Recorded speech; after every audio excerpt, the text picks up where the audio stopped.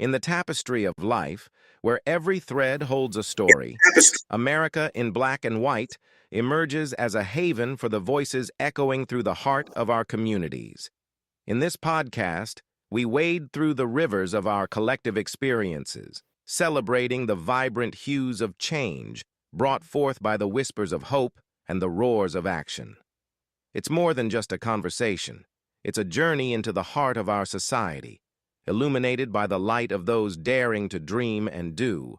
Join us, and let your voice be the melody that guides us toward a dawn where every color finds its place in the masterpiece of our shared destiny.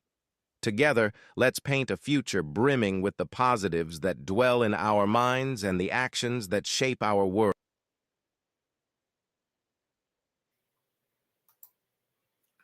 Good evening, ladies and gentlemen, and welcome to another episode of America in Black and White, where we delve into the underserved and marginalized communities and how we'd like to inspire and motivate those that need some help as into what's to do next in their life. Tonight, we have a very special guest. We have Dr. King Imani. Dr. King Imani has dedicated his career to fighting for equality and for equity, for equality and inclusion throughout diverse industries. His education includes business management, organizational leadership, and global international management. He has ample experience in employment law, contract law, urban planning and development, operational strategy, corporate cultural sensitivity, and strategic management. He holds a doctorate in management, organizational leadership, an MBA and MED, a Juris Master, and a BA in global management. His dissertation titled Exploring How African American Women Navigate Their Entrepreneur Journeys, an exploratory case study. The research focused on entrepreneurship, access to capital, funding, and adverse challenges faced in establishing and developing a venture business. Ladies and gentlemen, I'd like to introduce you all to Dr. King Imani. Hello, sir. How are you this evening? I'm well, and yourself? I am excellent. Thanks for being on the show. No problem, no problem. I look forward to speaking with you. Is there anything you'd like to add to your bio before we delve into the show? No, I think that's good. Well, let's start here with the your career in organizational leadership. Can you tell our audience what motivated you to pursue a career in organizational leadership? I most certainly can. My motivation stemmed from a desire to make a tangible impact on organizations by shaping their culture and strategic direction. I've always believed that effective leadership is essential to achieving both organizational success and individual success. And so that kind of catapulted me into that direction. Okay. And so, but with that, was that from like personal experience, or is that just something that you just saw the need to do? It's something that I just saw the need to do.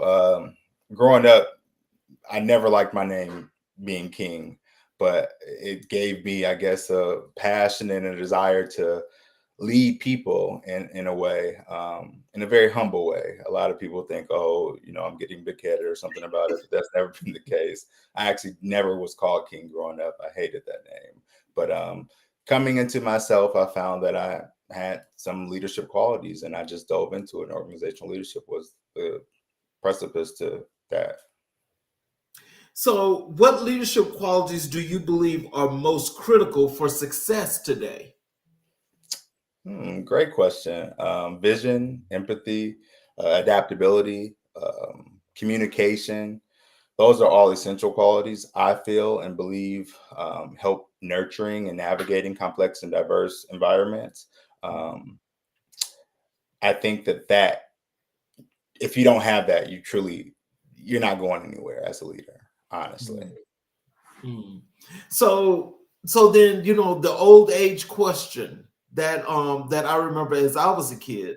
is, do you believe leaders are natural, born, or made? Wow, that is actually a very good question. I remember when I embarked upon my doctoral journey, that was a question that was asked of us a lot. And obviously, there's no right or wrong answer, but I honestly feel that leaders are born.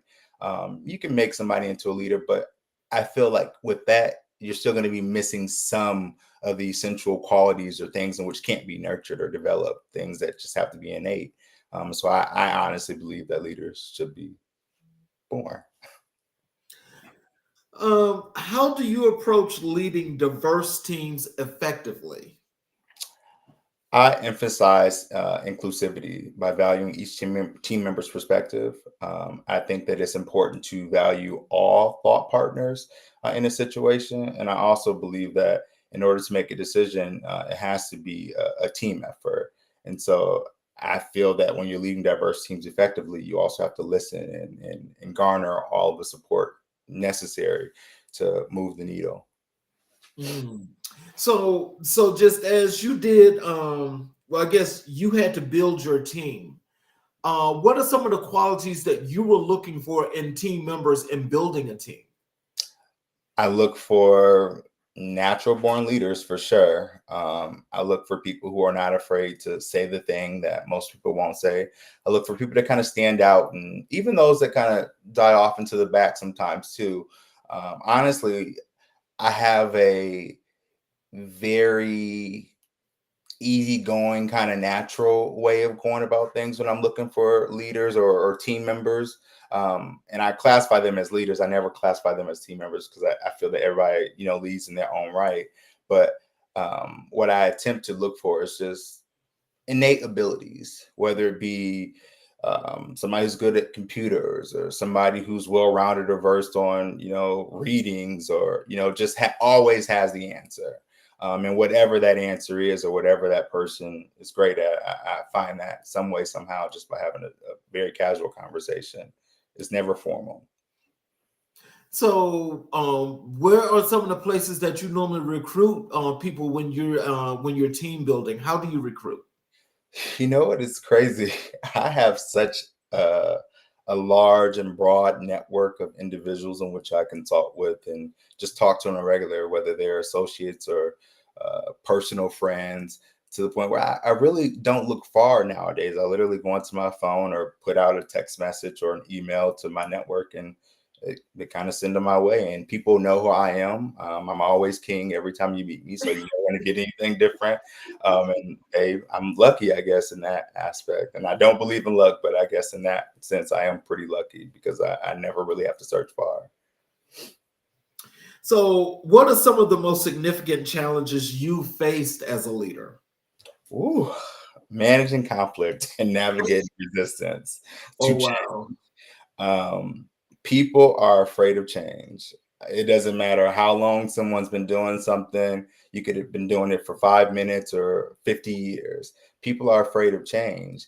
And managing that, navigating that, I have to always find the balance. And for me, that's difficult at times because it kind of bends me in ways that I probably would dislike or go against if, in fact, I had an option to choose differently. But balancing diverse viewpoints while steering the team has to probably be the most difficult. But I find a camaraderie and I establish a common ground for us all, and we go from there. So, and just thinking about that, and you when you think about the pushback that you get, as you were mentioning, like normally, what are some of the things that when you get that pushback? What are some of the things that have been put out that that you're expecting that you get the pushback from? When most pushback that I get, because I'm pretty diplomatic, um, the most pushback that I've received is when I inherit a team of individuals and we're changing some system or policy that they have been functioning literally, and I say functioning in a very casual way, because not productive in my eyes. And the company brought me in more times than most to assist with transitioning that out because it wasn't, it wasn't great. But I get a lot of pushback there because people are afraid to learn new things. And honestly, some people are so used to and immune to doing things how they're doing. I don't want to say wrong, but doing how they're doing it to the point where they are fearful of having to learn something new, especially when a new person comes into, the mode and you have to, wow them. I tell people, you don't have to wow me, just do your jobs and we'll all be great. And I think that being as diplomatic and easygoing as I am, that has benefited me because it's only a little resistance at first, but I get in there and roll up my sleeves and, do the work with them. So I think it makes it a little bit easier. So, as our audience is listening tonight, and let's just say we have some folk out there that are kind of like on the fence of maybe having the inabilities maybe to learn as there's a new process, or have the inability to like not even wanting to do a new process. What are some of the things that you can advise them on as to what can make things a little bit easier and better for them? Well, I was brought up, my grandmother used to always say, when I would leave home or go and do something that was different, she would say, you can always come back home. And so when I'm advising organizations or companies or people in general, I tell them, you can always go back home. Whatever that home base is, you can always go back there. But don't be afraid to do better, be better, and see better. If in fact you, I guess, stunt your growth in some ways, I like to classify that as you'll never know the true potential of what's there. So you have to just go at it. And honestly, you can't be afraid to take risk in business. And I always tell people that all the time. They always saying scared money doesn't make money, and it doesn't get promotions either. So you can't be afraid to go at it. Right. So how do you define transformational leadership in your work? Whew. Transformational leadership. Transformational leadership is about inspiring and motivating others to exceed their potential. My job as a leader is to help them find that or source whatever light they need within themselves to do that. It's about driving change and modeling integrity and supporting individuals' growth. And I think as a leader, that is what I try or attempt to do effortlessly, at all turns. And I think that's important and crucial for any leader to ensure that they're looking or sifting through that to make sure that happens. And so when you but when you think of transformational leadership, and let's say you've got these folk that you're trying to mold and you're trying to make them into this individual that they have the capabilities of doing. What are some of the things that are some of the tools that you use when it comes to transformational leadership that you implement to help them to be better? I like to say that I'm a people's person. So I try to foster a culture of creativity and shared purpose. And honestly, that's truly the only tools that I use. As I'm thinking back and reflecting on things, I've gained buy-in so easily from people over time from being the caliber of leader that I am, and not to, boost my ego or anything like that. But I am a hands-on leader. I'm not a desk person. Sitting here at this desk right now is like, oh, it's for a great cause, let me do it. But I'm not a desk leader. And so I truly get out there and foster that creativity and look for all the things in which people didn't know they had within themselves, ever. And I help nurture those things and we master them together. And honestly, those are the tools that I always stoop down and look for to help move the needle.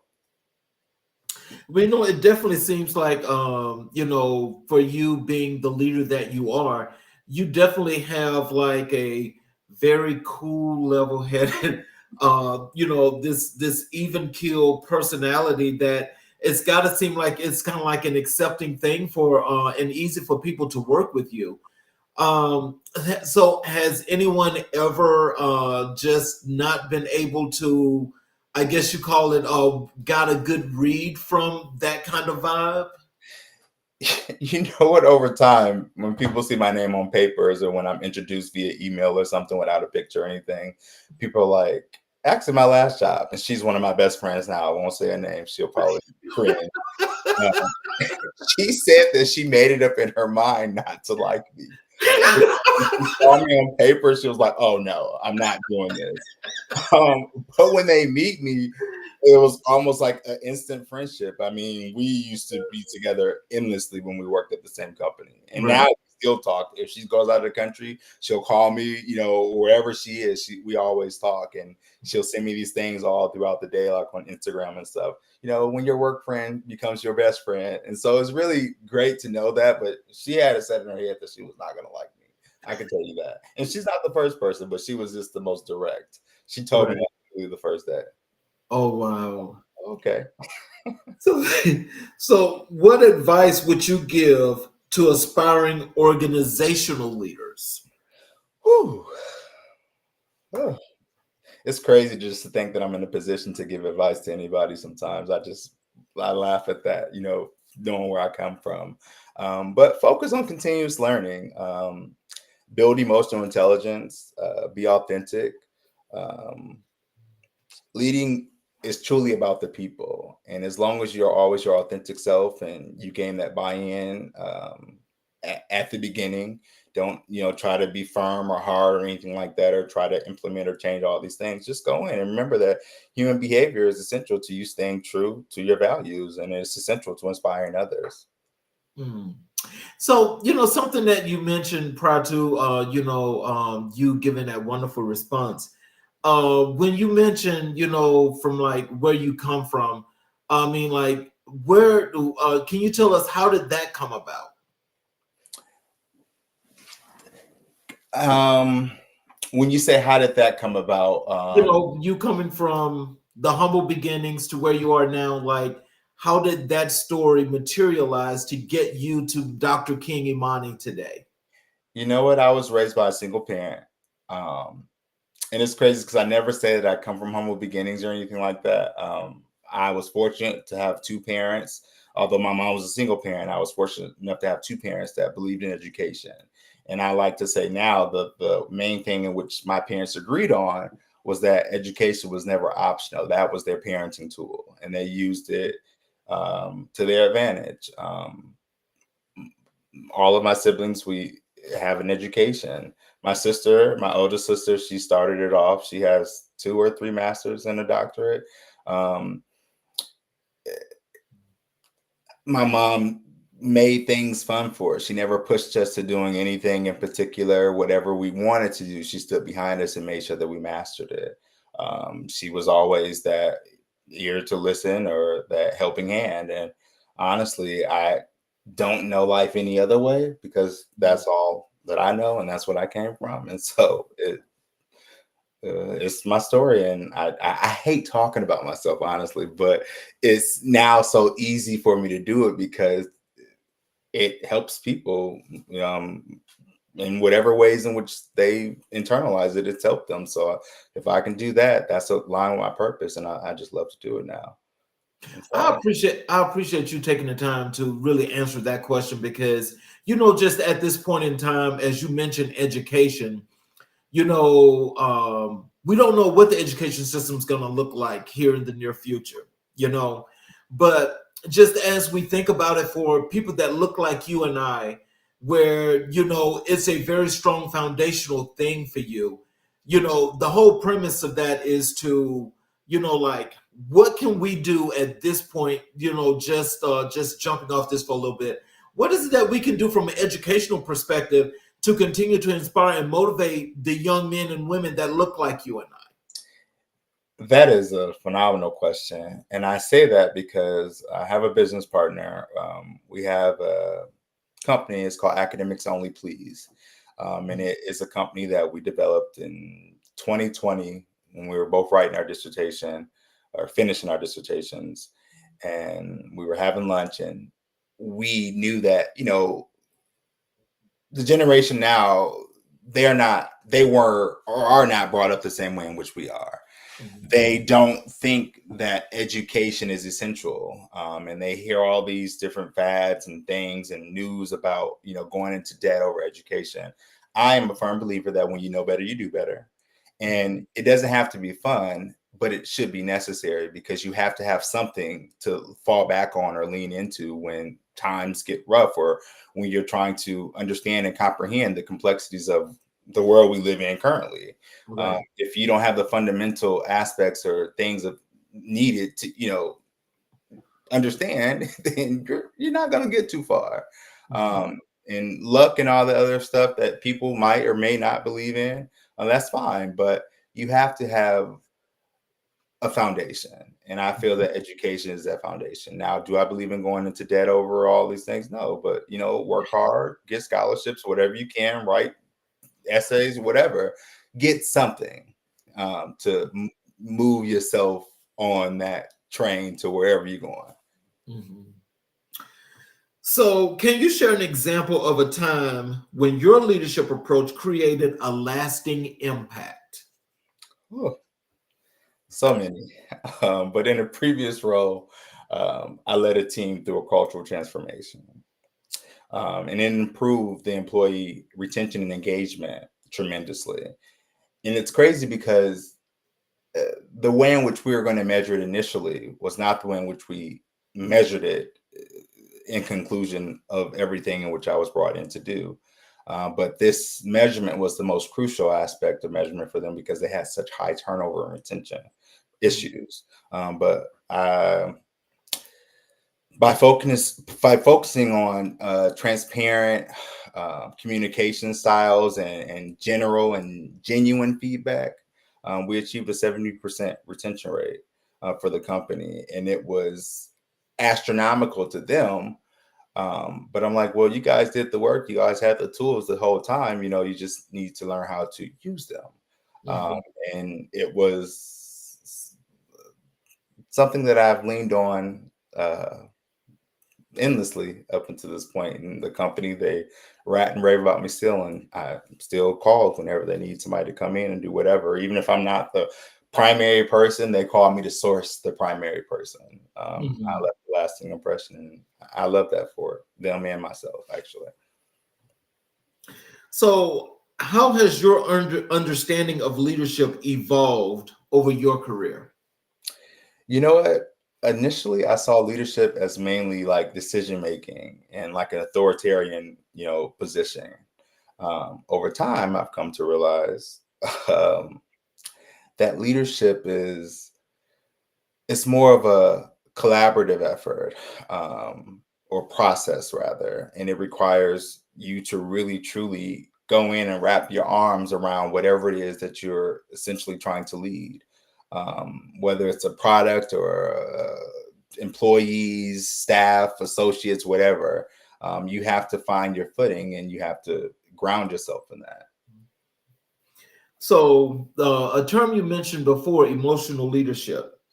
Can you tell us, what role does emotional intelligence play in leadership? It's at the core of effective leadership. It allows leaders to navigate complex interpersonal dynamics. And honestly, if you don't have emotional intelligence, you can't manage people, because people are emotional. And as personal or as strict as I used to be on, you know, leave your problems at the door when you come in, you got to get to work. We can't, the company isn't paying or spending money, you know, to resolve or solve our issues. I've come to realize that my EI has gone up tremendously over time from understanding people and understanding that behaviors are going to happen, and you have to have emotional intelligence to manage those things. Can I ask you this, and you know, just to help, I think our audience understand a little bit more. When you mentioned emotional intelligence, can you tell us, how does that intersect with critical thinking? If those two things don't coincide, they will collide. Um, um, intersect. They have to meet. They have to meet. One Okay. without the other is null and void. You have to have a certain level of emotional intelligence to critically think, critically believe, critically read, critically go throughout your day. You Mhm. have to have emotional intelligence to understand or comprehend the fundamentals of what's necessary and needed to move from point A to point B to point C, and Mhm. D, E, F if you need to as well. If you Mhm. don't have that, I don't think that you're going too far. Mhm. So, so when you think about just a lot of people in general, especially from a leadership perspective, um, do you think that, well, can you give us your opinion that if you don't have good critical thinking skills, then should you be considered a leader, or is that not going to make that possible at all? My opinion. um, that is one thing that I spoke on earlier. Well, something that came to mind. If you don't have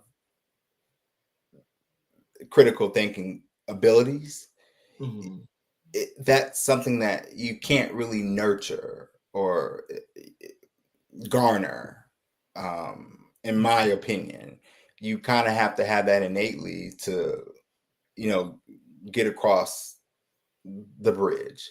Mhm. Um, And I think that's honestly one of the biggest issues with nepotism sometimes. When you put people in these positions to lead or function in whatever capacity they are functioning in, you're incapable of succeeding in that because you don't know how to critically think sometimes, or you lack bits and pieces of emotional intelligence that should not lack. And unfortunately, the world goes round, but So, can you tell us what strategies do you use to foster innovative or innovation within an organization? hmm. I encourage a culture of experimentation and open dialogue. Um, I provide employees with the autonomy to explore ideals, fail, and learn from mistakes, and foster a mindset of innovation. I think that fosters a mindset of innovation, rather. And as long as they have those key aspects, for me, um, innovation is what's bred from that. So let me just let me tell you how I see a little bit of this, and you just kind of like help me to come in the line. Like when I think of innovation, I think more on the lines of, more than just a creative process, but having the ability to pretty much take something and basically make it a masterpiece and create this beautiful um object, scene, characteristics, report, whatever have you, to make it to the point that everybody can see it, they can read it, they can understand it, they can know it, they can love it. And it's something that has a mainstay that can stay as long as they want to until they want to take it to a much higher plane. Does that sound about right? Agree. It can be timeless or adapt as needed. Okay. So let's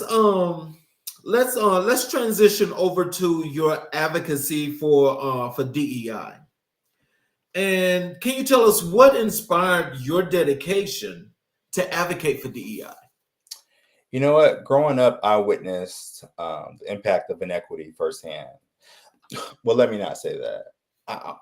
Every time I am asked something similar to that, I say that I witnessed it firsthand. I didn't experience it. For it didn't happen to me directly. I was never called anything bad or out of my name, whether it be in the household or on the streets. That just didn't happen to me growing up. Mhm. But as I moved through my career, I realized from seeing things that happen to other people, um, that I was always an advocate for DEI stuff because I was always hypersensitive to how people felt after those bad things happened to them. And understanding that I had a voice and I was a very direct and forthcoming individual, there was a sense of protection or advocacy, I guess, in that, for lack of a better word, that I took on in those moments. Obviously, I didn't classify it at that time, but as I've grown up, I understood that was a key factor in driving organizational success, and creating environments where everyone can thrive. Me just advocating or being that voice of reason in those times or in those moments has truly been a saving grace throughout my career, even when it's been to my demise. And so, do you agree with most that when we think about DEI, do you think that that was one of those things that really helped people that look like you and I, or did it not? I laugh at times when I just think about some of the things that I've heard over the years. Mm-hmm. DEI might have been a stepping stone for us to be realized by other people, but DEI has always been embedded in everything that this country stands on in the world. It's not even a something that we can take for ourselves. It's everywhere. And even when I talk to people or I'm consulting on DEI stuff, I tell people that I'm a DEI hire, but not because I'm African American or Black or a brown person. I'm a DEI hire because I have almost 6 degrees. I am a very forthright person. I'm not a distasteful person, but I'm not always digestible to everybody.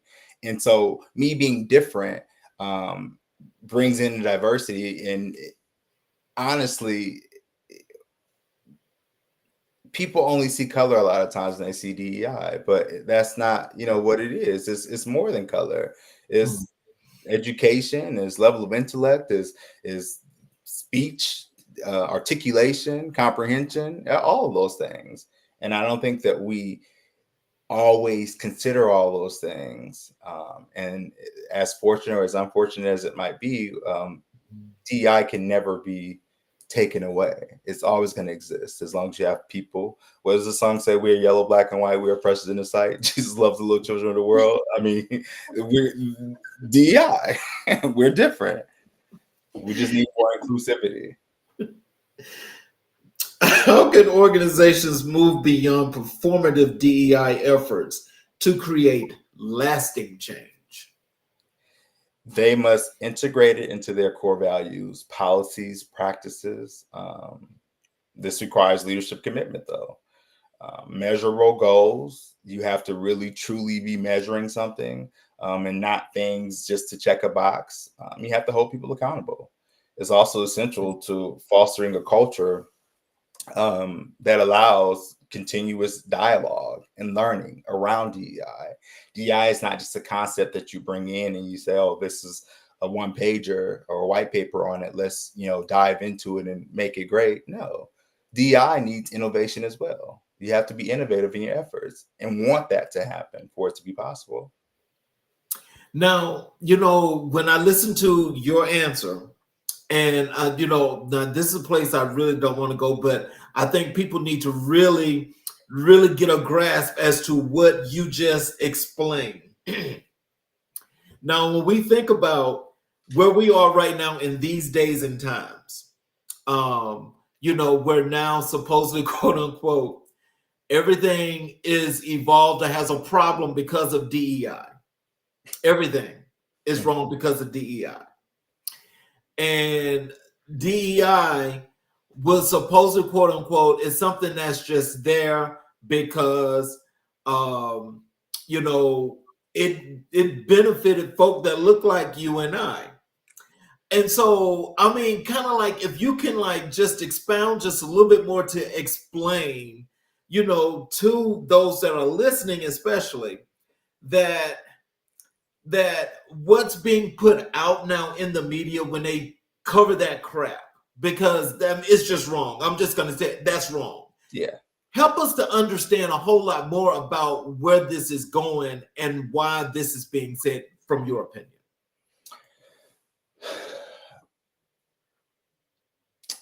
I'm going to use an example.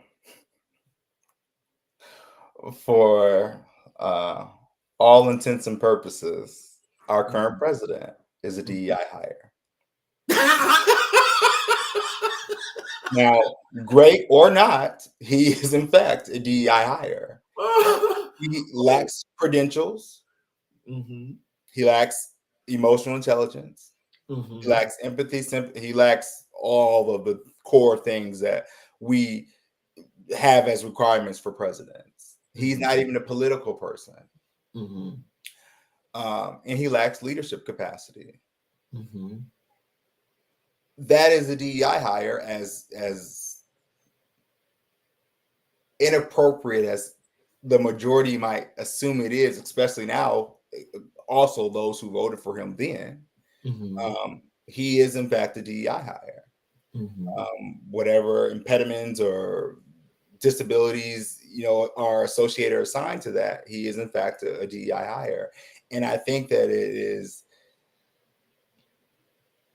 golden to understand it on this side of things, and it's even more golden that he doesn't understand it, but he always downs it.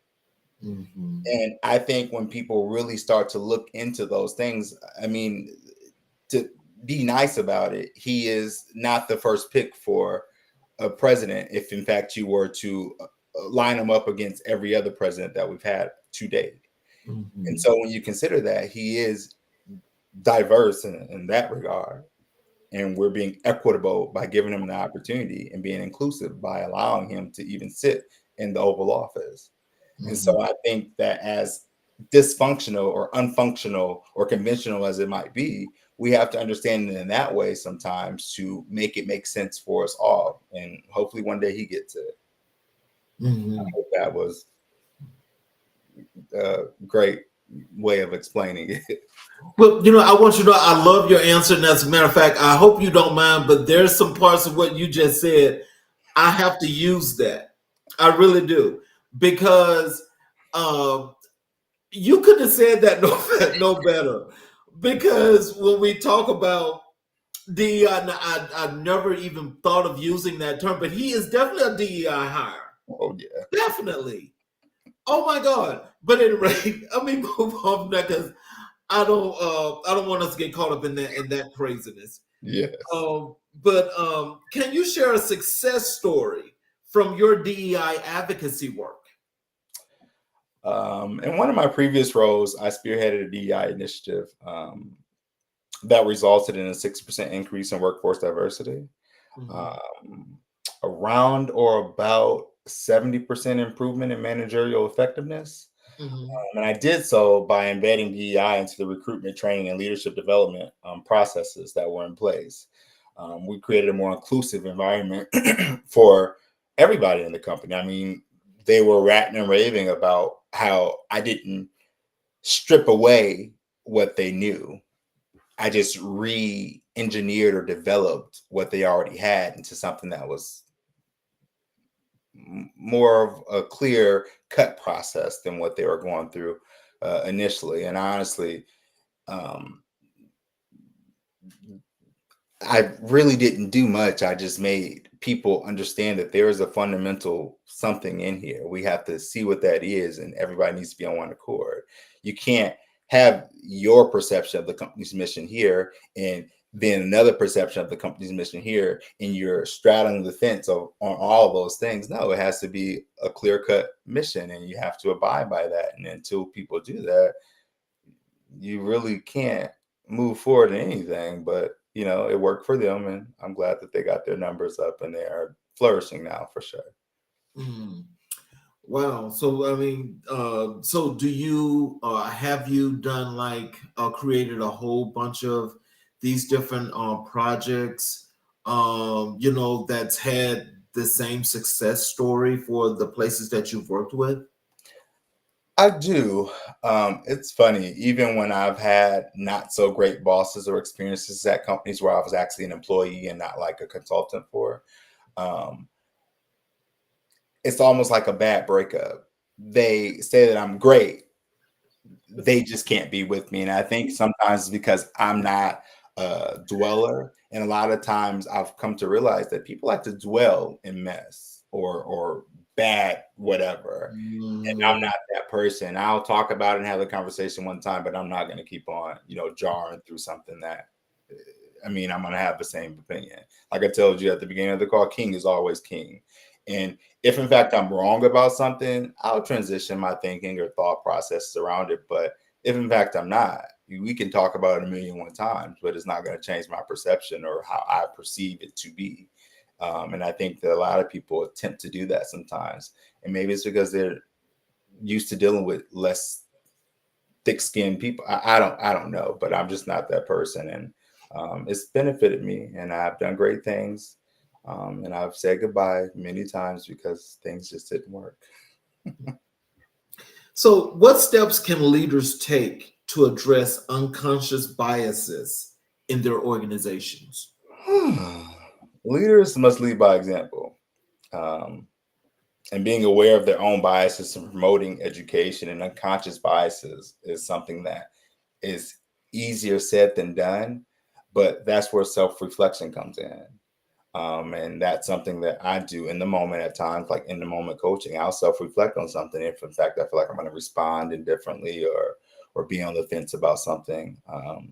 You got to implement some kind of blind recruiting processes as well, into some of these companies. And I think a lot of times when you are the hiring manager and you are the onboarding manager and you are all of these things in that process, you have to remove yourself sometimes so that you don't develop biases, because you're so involved in a process in which, sometimes you can delegate certain things. And I think delegation is a big thing that a lot of times we don't do. And inherently, you develop biases because you don't delegate things enough. And when your mind is on everything, you don't have enough time to really fulfill the things that you need to and to fill those voids or holes that breed unconscious bias. Mm. How can organizations measure the success of their DEI initiatives? Um, I say go to the people, employee surveys, diversity metrics, retention rates, qualitative feedback. Really get to the nitty gritty of what the employees are thinking. Don't ask for closed-ended questions on a survey. Ask them what they think and look for themes in that after you ask what they think. And if there are a lot of themes that people have this shared opinion on what's going wrong, then we have some work to do. Let's go back to the drawing board. But if in fact those themes vary, we have a company of forward thinkers and thought leaders who might potentially help us move in a similar direction. And I think when considering that, we have to develop strategies that we can move the needle on with certain things in those themes that we see populate at those times. Hmm. So, what challenges do you see in implementing DEI strategies in today's workplace? Resistance to change, lack of leadership buy-in, um, honestly, it's the change. People didn't know that it existed always. It being forced into certain companies just to check a box, I think, has been the thing that we've really truly had to overcome. Um, but that requires patience and commitment, um, and a strategic approach, honestly. You got to educate yourself and look at all levels and go into the organization and truly break it down to the bones sometimes and make sure that everybody's reinforced with the way forward. Now, again, you are definitely you're giving me a whole new shape here as we've because I've had people on before that's talking about DEI, and I know it could be many, many things. I want you to give us your opinion Mhm. when it comes to DEI. Are you for or against it, and why? I am for it because it's inevitable. There is no way around it. When you bring leaders together, you're going to have diversity by default because nobody's going to think the same. And if in fact they do, I don't know how the company sustains at that point. But I'm for it because what we fail to realize is that equity is the true goal. We need equity. We honestly we need that. That's the true goal. Inclusion is the problem that people have an issue with because diversity is always there. And Mhm. so we need to rearrange our thought around it. The D shouldn't come first. The Okay. inclusion aspect should come first. Diversity is going to come by default. I mean, you put us in the room together. We're two different people, obviously. Um, we're not going to agree on everything. Right. And I think that that is the fundamental issue in which a lot of people have because they think the D stands for, they think the D is a C and it has nothing to do with color. Diversity is something that we all have by default. We, like I said, are the same color, but we have probably have very different viewpoints on a list of things. And understanding that diversity is always going to be there, that's not the goal. Diversity is always going to be there. Equity is the goal. We need equity, and inclusion is us giving the opportunity to allow equity to surface. Mhm. And honestly, like I said, I think that we're arguing or conceptually considering this in a very different way a lot of times when the conversation is had about DEI. But I'm for it, and I will never be against it. People can spin the story or change the acronym however many times they want to, but I know what it means to me, and Mhm. that's how I am successful in my efforts always because equity is always the goal. Mm. So with our folk that we target here from the show, which are the underserved and marginalized communities, with the concept in which you just explained DEI, what are some of the most important things that they should take from what you're just saying and learn how to implement? Know what your end goal is. Understand that fairness or equity is what you want in the end. Understand that inclusion is being given the opportunity. Diversity is going to come by default because you and your friends can go up for 1,000,001 jobs or establish 1,000,001 companies. And it's not rocket science. We're going to have difference of opinions, but you have to have a common goal in mind for it to really truly work. And equity should be that goal. And as long as you understand that and firmly grasp that and hold on to it and go after it, you'll be successful. Because fairness is what you want, and it's not only going to benefit you; it's going to be a domino effect for those and all those that come after you and before you, and and so on and so forth. Mm. So, how do you approach educating educating others about the importance of equity and inclusion? Hmm.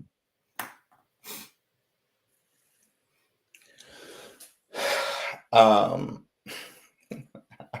honestly, I engage in open and honest conversations. And when conversations go array or go left or whatever, I use data to illustrate the benefits of DEI. And from my time with working with it, uh, even before I classified myself as an advocate or consultant in that space, I was always doing it because again, I had that voice and I looked at those people who were, not getting the opportunity or being left behind. And I always tell people it's important to connect with DEI efforts and both personal values and organizational performance. You can only gain support and understanding through explaining all of those things and making sure that you're having the conversations. And a lot of times the conversations are being steered away from or brushed under the rug or whatever people do with them, but you got to have them Mhm. or else you're going to be in the same place. Even if you feel like you're progressing, there's going to be some regression there somewhere for sure. If in fact you're not having those conversations.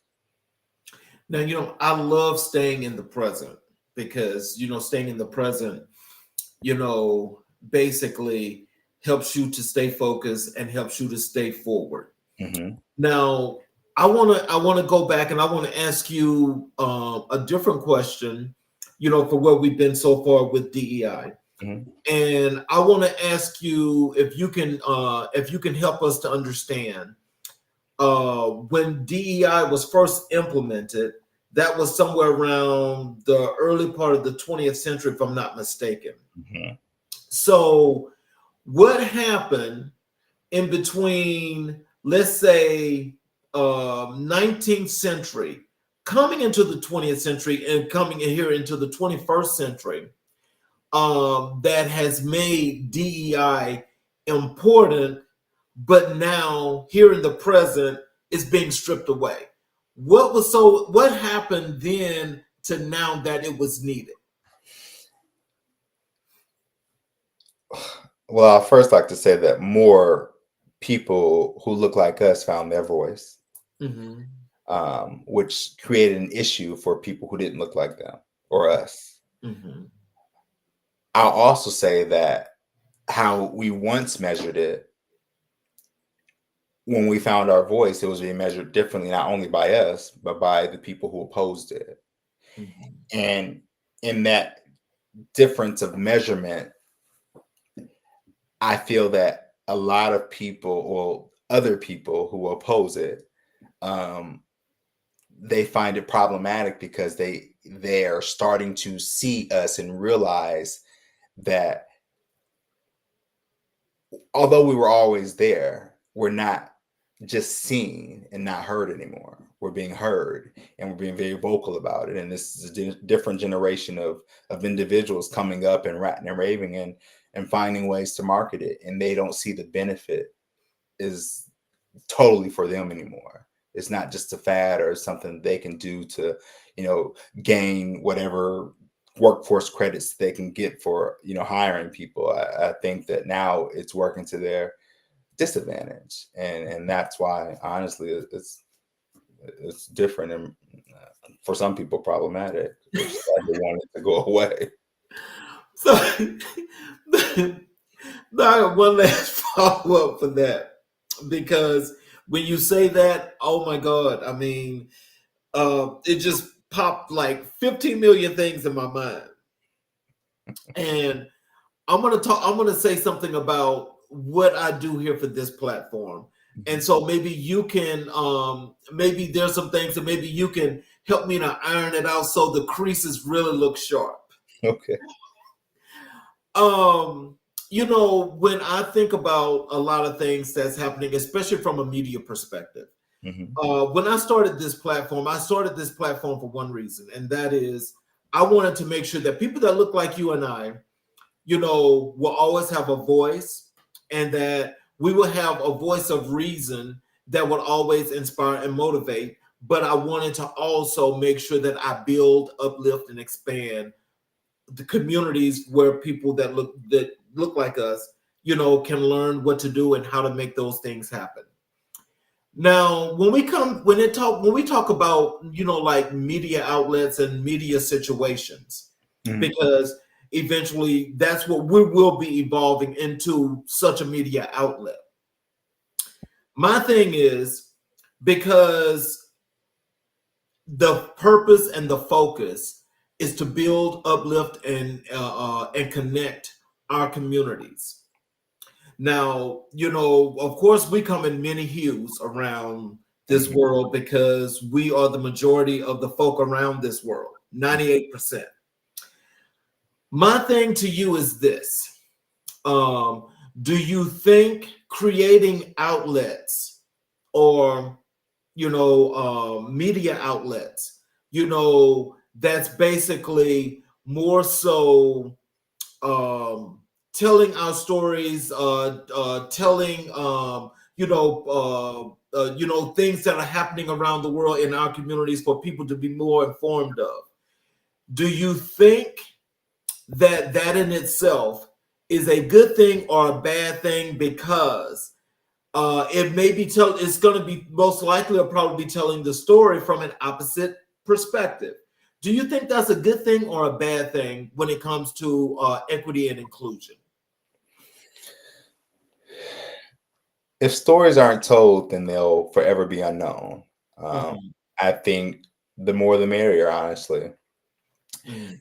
But when it comes to that, I'm by default a researcher now, and I critically think about everything. And I think about the themes that will come out of those stories being told. And if you hear it from multiple avenues, from multiple people, from multiple perspectives, I think that there is a benefit in it for everyone. I've come to realize and associate now with the thought process that people that are other than me or look differently than I do, or even that look like me who are just less informed, are in fact just less informed. And it's because they didn't have an avenue or an outlet to, or silo, whatever you want to classify it as, to go and gather or garner information that could be beneficial and useful to them. I'll give a really, really quick but great story. When I went into undergrad at Kansas State University, I was there that Friday. My roommate didn't get in until that Saturday or Sunday morning. I can't remember exactly the day. I won't say his name, but he was a person from Omaha, Nebraska. And he was not the same color, hue, or anything as me. I was asleep on my top bunk. You know, they have like the little bunk and the studio thing underneath it. And him and his mom and his dad, I think, was out in the car, but they were coming in like throw off in the room. And he saw that I had my side set up. I'm a little OCD like that. So everything was set up on my side like in one day. So he actually did come on Saturday. It was like 7 something in the morning. And when he came into the room, he said, "Oh my God, Mom, he's black." And obviously I'm a light sleeper. So when I heard it, I was like, let me just stay under here. And so I didn't pop up or get up abruptly or anything. I just stayed under there and acted like I was asleep. And obviously time went on. I had to eventually get up. And so I got up very slowly and they were out of the room at this point in time. But as I opened the door, they're right there. And his mom, the nicest person in the world, I think she was like a nurse or something. She was like, "Hi, I'm such and such, and this is such and such." And I was like, "Oh, nice to meet you guys." They were like, "We're gonna get out your way in a moment. We'll let you guys, be to yourselves. We're gonna come back tomorrow and take you guys out to dinner if you're open to it." I was like, "Oh, sure." Time went on. Me and him became the closest of roommates and the closest of friends. We had some classes and stuff together. He was actually a year ahead of me, though. He had transferred in from another school. He actually told me, as we were walking home, I didn't drink or anything at this point in time. We were coming home from a party that we had gone to for some of his friends. They had kegs and stuff everywhere. He left because he saw that I wasn't, having a great time. And when we were on our walk back to our dorm, he told me, "Man, I'm so sorry. I freaking love you. When I came in, I was nervous, to have a black roommate." He's like, "Because I'd never come in such close proximity with a black person." He was like, being from Omaha, Nebraska, I very rarely saw them in my school. I might pass them at a store or something, but it was never a conversation had. None of them lived in my neighborhood, so on and so forth. And I thought to myself, well, how can you live in a world like that? Because that was not my experience being from Illinois. And I came to the conclusion in that moment that people that are different are truly, in fact, different. They have different experiences. They have different upbringings. They have different outcomes. They have different everything. And I had to take that into consideration before I found hate or disdain or anything in my heart, especially when interacting with people who I knew that I would not be able to, get around or just exist or coexist with. That wasn't an option for me growing up or ever. And so I found in that moment that you just had to be open and understand that sometimes it's the lack of knowledge. And if the stories aren't being told, then in fact, you will be in the dark about a list of things and you'll come off as oblivious or stupid or unknowing or whatever. And unfortunately, it's to their demise. But there's not enough people like you and I who are open to creating those outlets or media forums where they can get another story or perspective, because hopefully there's people that don't look like us listening now, because it may shape the way in which they think moving forward. That's very true. And I can just imagine though. I'll tell you, Kansas is a place that I've never been.